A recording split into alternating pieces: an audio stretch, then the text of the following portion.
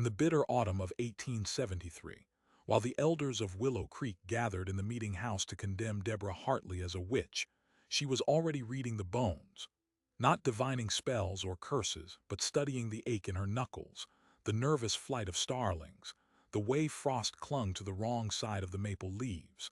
They saw a woman marked by the devil. She saw an ice storm coming that would freeze the valley solid in 3 days. They cast her out with nothing but a thin wool dress and the words of the pastor ringing in her ears. But the storm didn't care about their righteousness. And when the first true blast of winter slammed into the valley, the only person who knew how to save them was the woman they had branded a witch. What did Deborah see in the silence before the ice?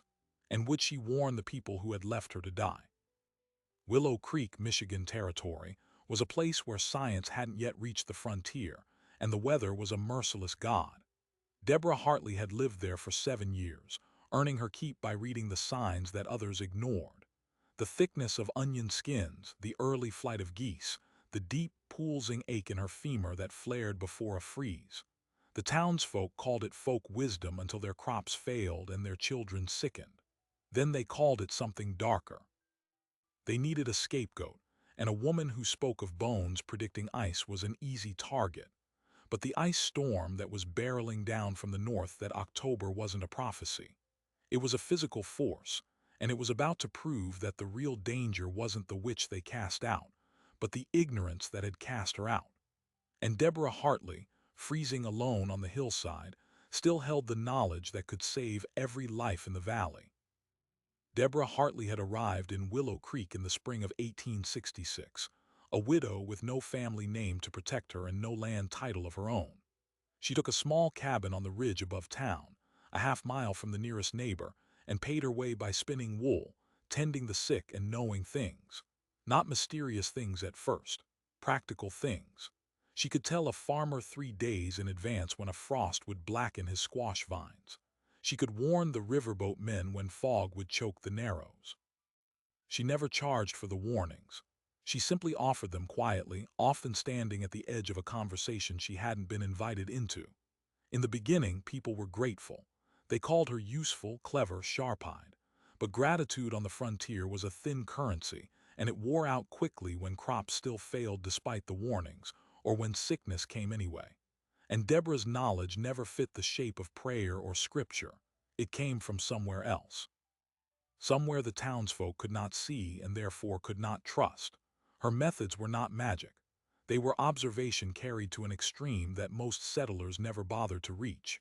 She kept a journal, cheap paper sewn between leather scraps, and in it she recorded the thickness of walnut shells every autumn for 7 years. She noted the exact date the muskrats began building their lodges along the creek bank, and whether the walls were thick or thin. She chronicled the migratory patterns of snow buntings, the depth at which earthworms retreated into the clay, the way her own body spoke to her in a language of old fractures and deep aches. The leg that had broken when she was 14, slipping on river ice, became her most reliable barometer. Before any major drop in pressure, the bone would throb with a dull, insistent pain that no liniment could quiet. She called it her weather bone. The townsfolk called it something else when no one was listening. A witch's mark, a devil's barometer, proof that her body answered to forces no Christian woman should serve. Pastor Hiram Shaw was the first to speak the accusation aloud. He was a lean, hard-faced man who had come to Willow Creek from a parish in Connecticut, carrying with him a theology as rigid as iron and a deep suspicion of anything that sounded like a woman interpreting the natural world. He had watched Deborah with narrowing eyes for 2 seasons before he finally preached his sermon on the first Sunday of October, 1873. The text was from Exodus, "Suffer not a witch to live." He did not name her. He did not need to. By noon, the entire town was talking. By evening, a delegation of elders had been chosen to confront her. And by the following morning, the meeting house was packed with nearly every adult in Willow Creek, their faces lit by the low, gray light of a coming storm that only Deborah could feel in her bones. The trial, if it could be called that, lasted less than an hour. Deborah stood before the congregation, her hands folded in front of her, her dark hair pulled tight beneath a faded blue bonnet. The questions came fast and accusatory. How did she know the frost dates? Who told her the river would flood? What spirit whispered the weather into her ear while she slept? She tried to explain. She spoke of the weather bone, of the muskrats, of the walnut shells. She opened her journal and read aloud the records she had kept. The elders did not look at the pages. Pastor Shaw held up his Bible and declared that no godly woman could speak with such certainty of things that belonged to the Lord alone. When she mentioned her leg, the old break from childhood, the room went very still.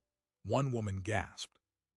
Another pressed her hand against her chest as if warding off a blow. They had all known about her limp, the slight unevenness in her gait when the weather was about to turn. Now that limp became something sinister, a physical covenant with forces they could not see. They gave her a choice: renounce her claims, confess her sin before the congregation, and submit to a season of prayer and silence, or leave. Deborah looked at Pastor Shaw. She looked at the faces of farmers whose livestock she had healed, women whose children she had delivered, men who had taken her warnings and saved their harvests while never once thanking her. She felt the familiar deep ache pulsing in her leg, stronger now than it had been in months. The pressure was dropping fast. A storm was coming, bigger than any she had felt in 7 years. She said nothing about it. She pulled her shawl tighter around her shoulders, walked to the door of the meeting house, and turned back just once. Her voice was steady and quiet. "The ice will come in 3 days," she said. "It will bury the creek, it will crack the trees, and you will remember that I did not curse you. I warned you." Then she stepped out into the cold October wind and did not look back. The town watched her go. She climbed the ridge to her cabin, gathered what she could carry, and walked north into the hills with her old dog limping beside her. No one followed. No one called her name. Pastor Shaw stood on the meeting house steps and watched until she disappeared into the tree line. Then he turned to the congregation and assured them that righteousness had prevailed. The witch was gone. The valley was clean. That night, the temperature dropped 20 degrees in less than 4 hours. The wind shifted northwest, and the sky went pale and strange. By dawn, the first thin glaze of ice was forming on the branches, and Deborah Hartley, huddled in a trapper's lean-to 5 miles from town, pressed her hand against her aching leg and began to calculate. The storm she had felt coming was not a freeze. It was an ice event, the kind that coated every surface with crystal weight until barns collapsed under the load and trees split like gunshots in the night. She knew the pattern. She had seen it once before, as a girl, when an ice storm buried the Connecticut Valley under 3 inches of frozen glass and killed a dozen people before morning. That storm had given no warning. This one had announced itself for days in the flight of birds and the behavior of the animals and the deep, thrumming pain in her bones. But the town that cast her out had refused to listen, and now they would face the full weight of what they had denied. Deborah Hartley had not walked 5 miles north of Willow Creek to die. She had walked those 5 miles because the trapper's lean-to was the only shelter she could reach before nightfall, and the storm was already announcing itself in the bones of the earth. The old dog, a caramel-colored mutt she called Rusk, pressed close against her side as she crouched beneath the sagging pine poles. The temperature was falling so fast she could hear the moisture in the wood crackling like tiny hammers. She had no fire, no dry kindling, and no way to warm her hands. What she had was knowledge. She knew that the storm was not yet at its worst. She knew that the ice would come in 2 waves. The first was already beginning, a fine, silent glaze that coated the pine needles and the dead grass with a skin of clear glass. The second wave would follow in 18 to 24 hours, when the true mass of frozen precipitation slammed into the valley and buried everything under inches of solid ice. She knew this because her leg was screaming, and because the starlings had been flying in erratic, desperate patterns for 2 days, and because the air smelled of ozone, that metallic tang that preceded a catastrophic freeze. She also knew one other thing, a thing that sat in her stomach like a cold stone. The town of Willow Creek was built in a bowl. The creek itself would freeze first, then the low ground around the meeting house, then the barns and dwellings that clustered along the main road. Without warning, without preparation, those buildings would become tombs. She tried to sleep and could not. The cold was too deep, and her mind kept returning to faces. Not the elders, not Pastor Shaw, but the children. The Miller twins who had waved at her from the porch. The Larson baby she had helped deliver just 6 months earlier, its tiny fingers curling around her thumb. The baker boy who had once brought her a jar of honey in exchange for predicting a safe planting date. They had done nothing to her. They had simply been born into a town that had chosen fear over sense. As the first light of dawn began to seep through the gray clouds, Deborah made a decision that no one in Willow Creek had a right to expect. She would go back, not to seek forgiveness or vindication. She would go back to warn them, because if she stayed on this hillside and let the ice do what the ice would do, she would be no different from the pastor who had used scripture as a shield against truth. She would be a woman who had the power to save lives and chose silence. The walk back to Willow Creek was 5 miles, but the ice had already made the trail treacherous. Deborah's boots, worn thin from years of use, slipped on the frozen ground with every step. Rusk whined and pressed against her leg as if trying to steer her away from danger. She kept walking. Her breath came in short, white bursts. The ache in her femur had deepened into a steady, grinding pain that made her limp more pronounced with each step. But she was reading the storm even as she moved through it. The glaze on the pine branches was thickening faster than she had anticipated. The wind had shifted again, pushing moisture from the northwest at a speed that meant the second wave would arrive earlier than she had predicted. She had maybe 12 hours, maybe less. The urgency clawed at her chest. She quickened her pace, and the dog, loyal to the point of foolishness, kept pace beside her. She reached the outskirts of Willow Creek just after noon. The town was quiet, too quiet. The normal sounds of a frontier settlement, chopping wood, calling livestock, the creak of wagon wheels, were muffled under the strange, glassy stillness. Ice was already forming on the bell rope of the meeting house. She could see it from the ridge, a thin, crystalline tube glinting in the pale light. No one was on the main street. No one was preparing. They were hiding, she realized. Hiding from the cold, from the unnatural quiet, from the guilt of what they had done. She walked straight to the dry goods store where Jacob Thorne, one of the few men in town who had never joined the Accusations, was boarding up his windows. He saw her coming and froze. His hammer stopped mid-swing. His face went pale. "You," he said, "you came back." Deborah did not waste time on greetings. "Jacob, the storm is going to get much worse. This ice is just the first skin. By morning, we'll have 3 inches of solid glaze on every surface. The roofs will collapse. The livestock will freeze standing. You have to tell people." Jacob stared at her as if she were a ghost. Perhaps she was. A ghost returning to the place that had killed her reputation. He set the hammer down slowly. "They won't listen to you," he said. "They won't even let you speak."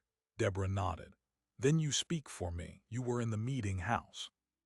You heard what I said about the 3 days. Count the days, Jacob. This is the 3rd day."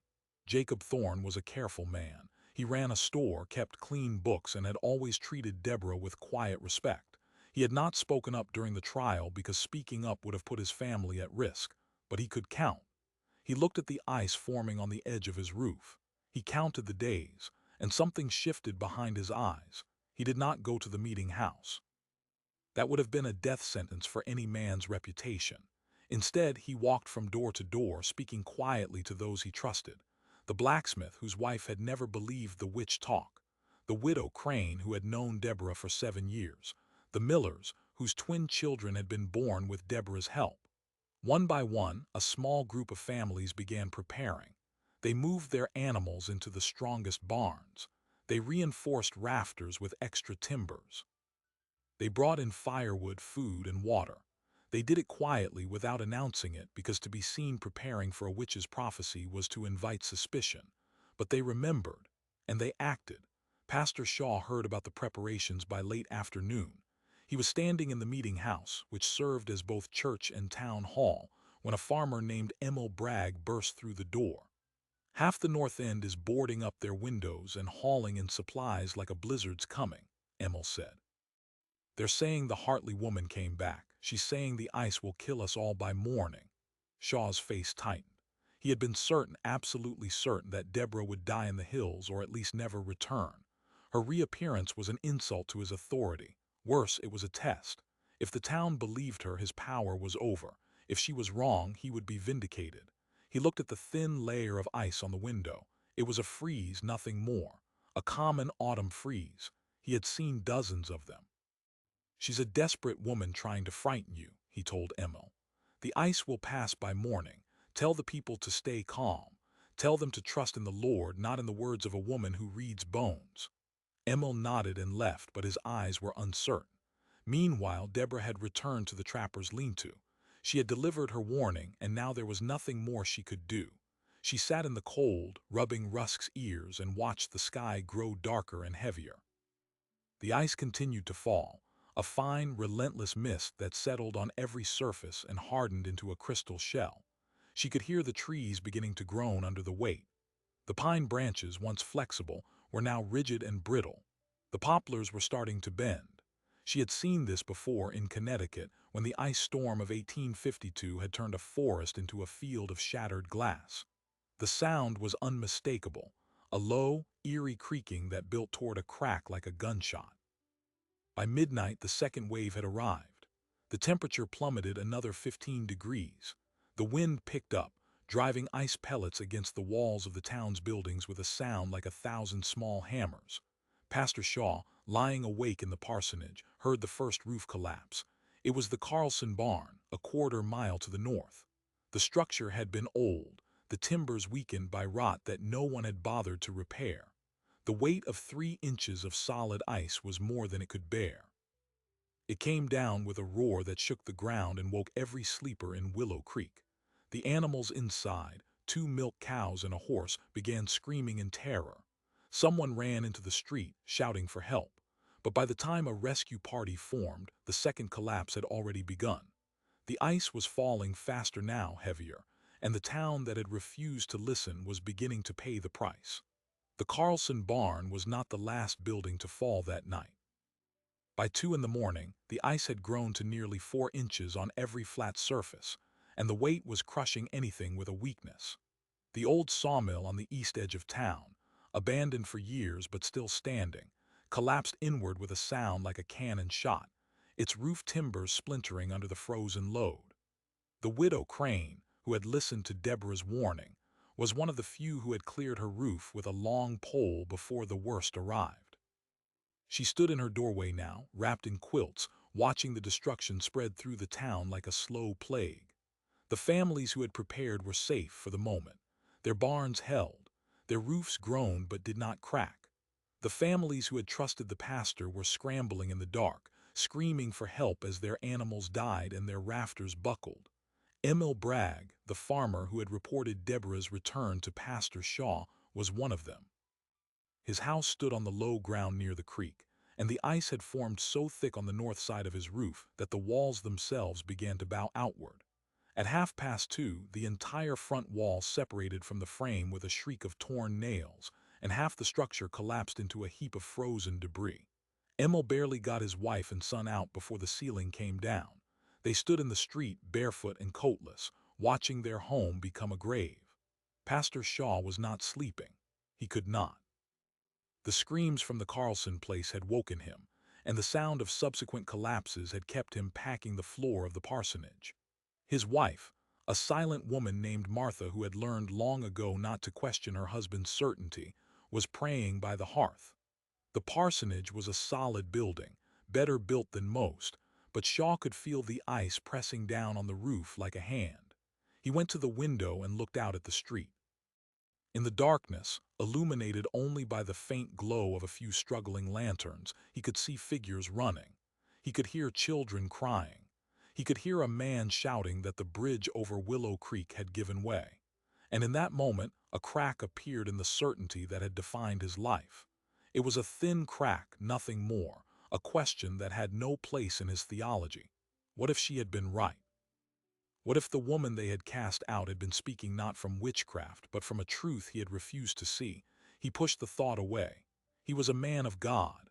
The weather was God's domain. No woman with a limp and a journal could have known more than the Almighty. But the crack remained, and it grew wider with every fresh crash from the darkness. By dawn, the full scope of the disaster became visible. The sun rose pale and weak behind the clouds, casting the town in a sickly gray light that glinted off the glass-coated world. Trees that had stood for 100 years had split down their centers, their trunks torn apart by the weight of ice on their branches. Telegraph wires, strung only 2 years earlier, had snapped and lay coiled in the frozen mud. The Willow Creek meeting house, the very place where Deborah had been condemned, had lost its steeple. The ice had formed a collar around the base of the spire and slowly pried it loose from the roof. It lay now in the street, a twisted heap of shingles and broken crossbeams, pointing toward the hills where the witch had been driven. No one could ignore the symbolism. Pastor Shaw stood in the doorway of the parsonage, staring at the fallen steeple, and the crack inside him became a chasm. The people who had prepared, Jacob Thorne, the blacksmith, the widow Crane, the millers, had not only survived. Their barns still stood, their animals still lived, and they had enough firewood and food to last a week. They emerged into the frozen morning not as victims but as rescuers. Jacob Thorne organized a search party. The Miller twins, bundled in wool, helped carry blankets to the families who had lost everything. The blacksmith used his heavy sledge to break through ice-sealed doors so trapped families could escape. And as they worked, a whispered conversation passed from mouth to mouth. The Hartley woman had warned them. The witch had told the truth. The witch had saved their lives. And where was the pastor now? Where was the man who had sworn that righteousness would protect them? Deborah Hartley had watched the storm from the ridge above town, where she had returned before midnight. She had not sheltered in the lean-to. She had walked to a rocky outcrop that overlooked Willow Creek and stood there, wrapped in her shawl, rusk pressed against her legs as the ice fell and the town screamed. She felt no satisfaction. She felt no vindication. She felt only the same deep ache in her bones that had been there for 3 days and the same heavy sorrow she had carried since the meeting house door closed behind her. She had tried to warn them. Half had listened, half had not. The half that had not were now suffering, and she could not separate her heart from their pain, even after everything they had done to her.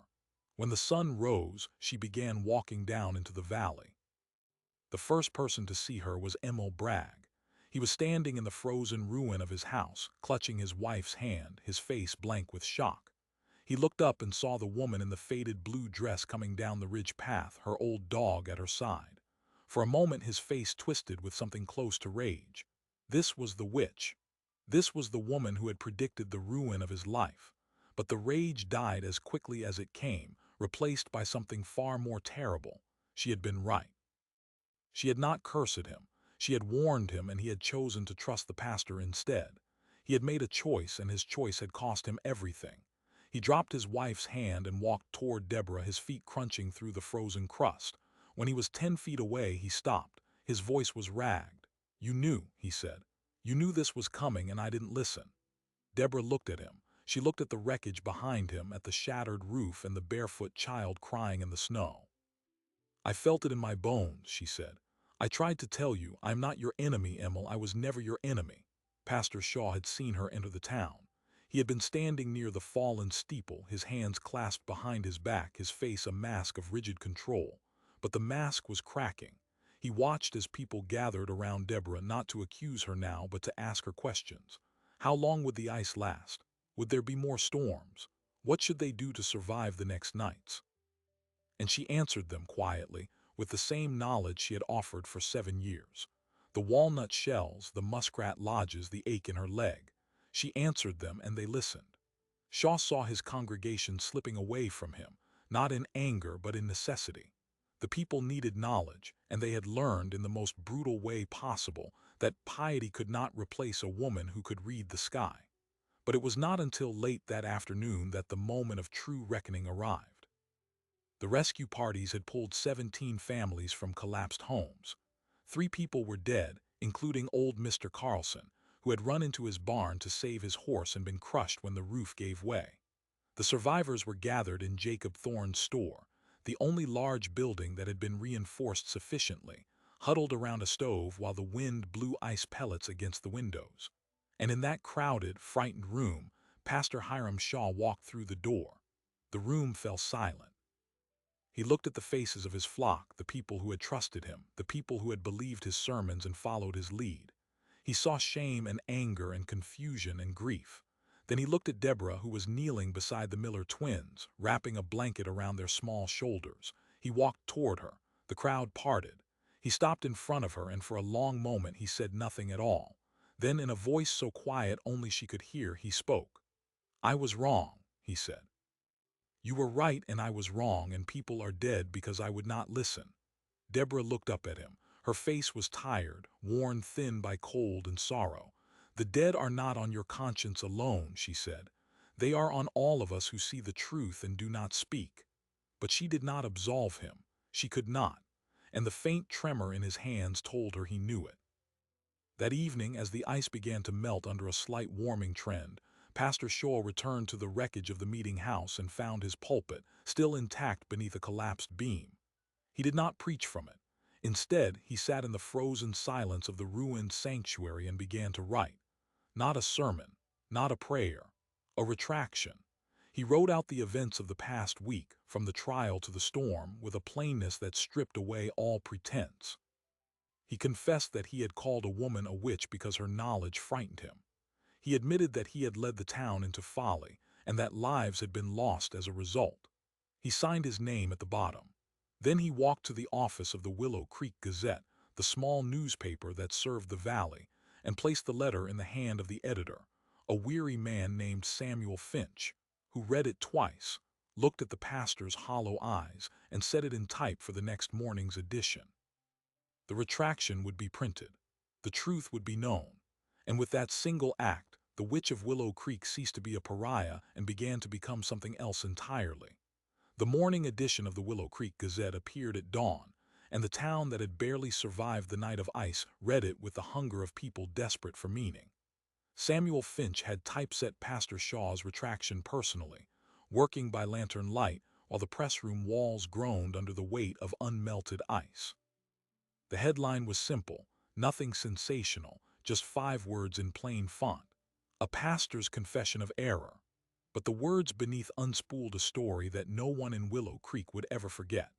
Shaw wrote of the trial, of the accusation, of the moment he had called a woman a witch because her knowledge of the natural world unsettled his understanding of God. He wrote that he had silenced a voice of truth out of fear, and that his fear had cost 3 lives. He named Deborah Hartley. Not as a hero, not as a saint, but as a woman who had been grievously wronged by a community that owed her its survival. He ended with a plea, that the town would no longer call evil what they did not understand. By noon, the newspaper had been passed from hand to hand so many times that the ink had begun to smear. Jacob Thorne read it aloud to the families sheltering in his store. Emil Bragg, still in shock, held a crumpled copy as tears cut tracks through the dirt on his face. The Miller twins, too young to grasp the full weight of the confession, understood one thing. The woman who had wrapped blankets around their shoulders was no longer to be feared. And Deborah Hartley, she read the newspaper sitting on the edge of the Widow Crane's porch, Rusk sprawled at her feet, the pale sun glinting off the ice-covered grass.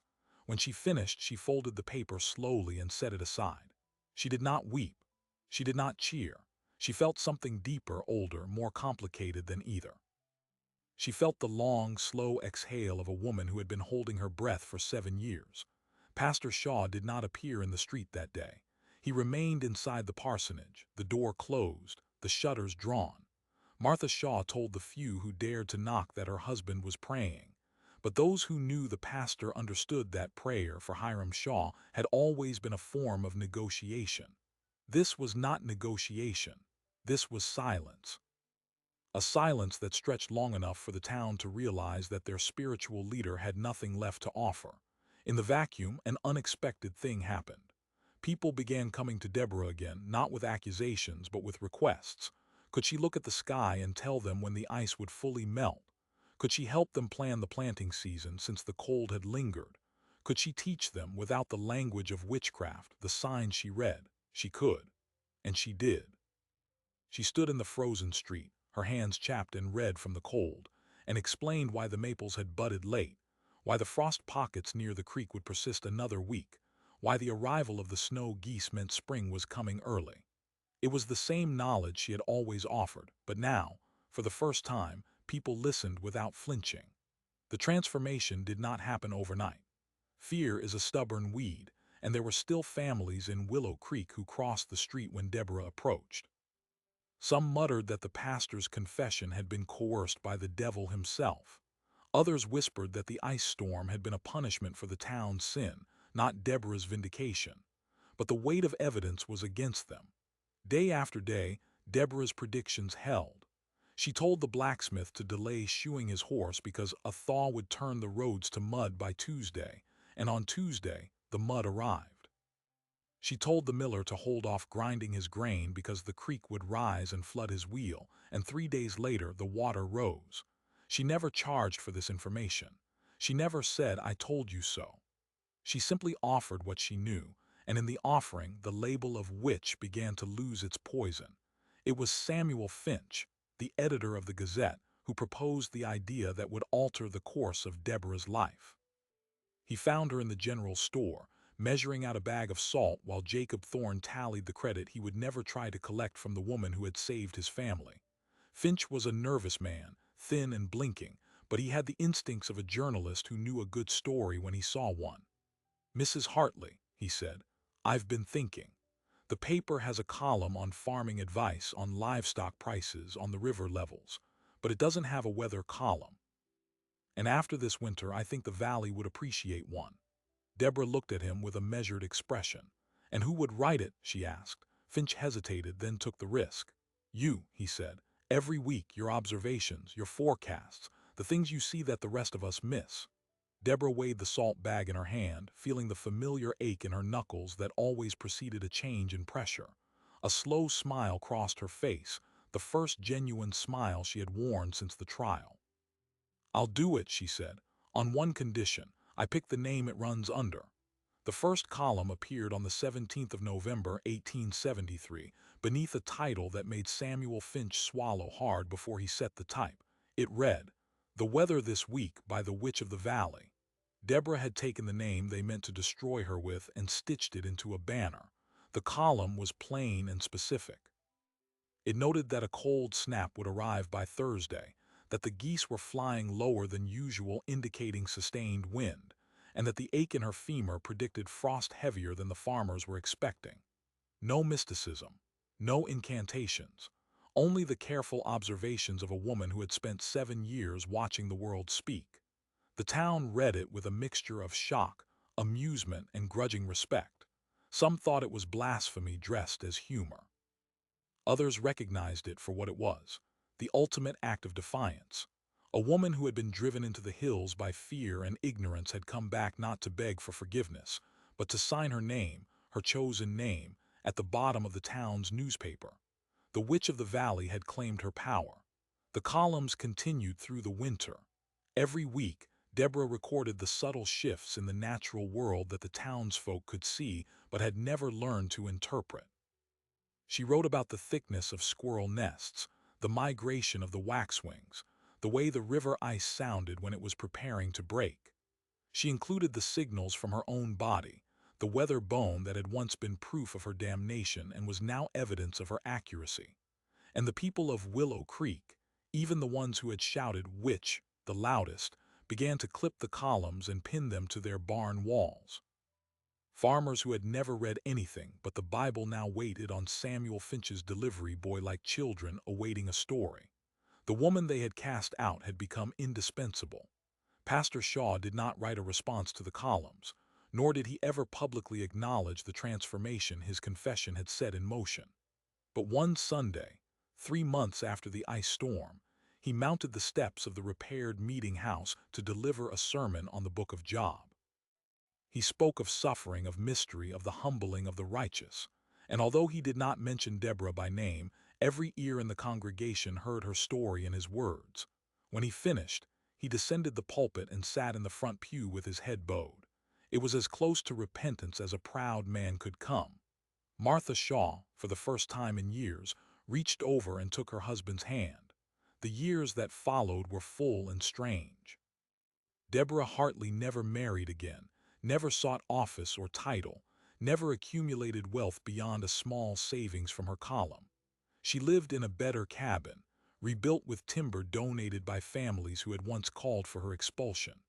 Rusk grew old and slow, and when he finally passed, the blacksmith carved a small cedar marker for the grave behind her house. The Miller twins grew tall and strong, and they would later tell their own children that they owed their lives to the woman who read the ice before it fell. Emil Bragg, whose rage had collapsed into grief and then into something like awe, became one of her most devoted readers. Every Thursday, when the Gazette arrived, he would carry the paper to the porch of his rebuilt home and read the weather column aloud to his wife before planning the week's work. And somewhere in that ritual, the word witch lost its last traces of venom. But the most remarkable chapter of all came nearly 30 years later, long after Willow Creek had grown from a frontier settlement into a proper town with brick buildings and paved streets. Deborah Hartley was old then, her hair white and her limp more pronounced, but her mind as sharp as the cedar posts she had once used to mark her walking paths. A young professor from the University of Michigan traveled to the valley to study the science of folk weather prediction. He had heard rumors of a woman who could predict storms with uncanny precision, and he arrived with instruments and skepticism. He spent 2 weeks with her, walking the fields, listening to her describe the thickness of onion skins and the behavior of spiders before rain. At the end of his study, he published a paper that concluded in dry academic language that Deborah Hartley's methods were not supernatural, but rather an exceptionally refined form of pattern recognition, a skill any human could learn but few had the patience to master. He called her a pioneer of empirical meteorology. The town called her, as they had for decades, the Witch of the Valley, and when the paper was read aloud at a scientific conference in Ann Arbor, the audience did not laugh. They applauded. On the last day of her life, Deborah Hartley sat on her porch with the sun on her face, feeling the familiar ache in her bones that warned of rain coming by nightfall. She did not fear the ache anymore. It was simply her companion, a friend who had never lied to her, even when the world had. A copy of the Gazette lay on the table beside her, the latest weather column already written. At the bottom, in the same plain script she had used for 30 years, it read, "The Witch of the Valley." She looked out over the town that had once tried to bury her, and she smiled. The ice had come. The ice had melted, and the truth, patient and persistent as the seasons, had outlasted every lie. The story of Deborah Hartley does not end with a monument. There is no plaque at the edge of Willow Creek, no statue of a woman holding a journal in her chapped hands, no annual festival to honor the witch who saved a town from ice. Her name faded from the Gazette after she died, her columns replaced by government weather reports and telegraph forecasts that required no aching bones to read. The generations that followed learned to trust instruments over intuition, radars over rabbits, and in that shift, something was gained and something was lost. We gained precision. We lost patience. We gained prediction. We lost the quiet attention that Deborah practiced for 7 years without anyone asking her to. And that is the question her story leaves behind, not whether she was a witch or a scientist, but how many truths go unnoticed because no one bothers to listen to the women who mutter about aching joints and drifting birds. Pastor Shaw died a decade after the ice storm. His reputation never fully recovered, but his private letters, discovered years later, revealing a man haunted by the certainty he had mistaken for righteousness. The Miller twins grew into old women themselves, telling the tale to bored grandchildren who could not imagine a world where weather was a matter of life and death. The copies of the Gazette with her column yellowed and crumbled, though one issue, the one in which she predicted the Great Thaw of 1874 with uncanny precision, was preserved in the attic of the Thorne family for 80 years before being donated to a historical society that never quite knew what to do with it. Forgotten, but not entirely. That is the fate of most frontier wisdom, filed away as curiosity, stripped of its urgency, and remembered only when a storm arrives that the machines did not see coming. But here is the thing about women like Deborah Hartley. They keep reappearing. In every century, in every crisis, a woman who reads the world differently steps forward, and the first instinct is always to call her dangerous. The second instinct, forged in the wreckage of collapsed barns and frozen livestock, is to hand her the pen. The third instinct, the one we are still learning, is to listen before the ice falls, to trust the bodies and the birds in the thickness of walnut shells, not as magic but as memory. Because the natural world does not speak in scripture or in science. It speaks in patterns. And the women who learn its language are not witches. They are the earliest warning system humanity ever had. We just forgot to call them that. So was Deborah Hartley a witch? No. She was a woman who paid attention in a town that had stopped paying attention to anything but its own fears. And in the end, that made all the difference. The same wind that might have buried her carried her name into the valley, and the same ice that shattered the roofs of her accusers built the foundation of her vindication. The storm did not stop. It did not need to. She had taught it where to break. Subscribe now to uncover more hidden histories of women who changed the world before the world was ready to be changed.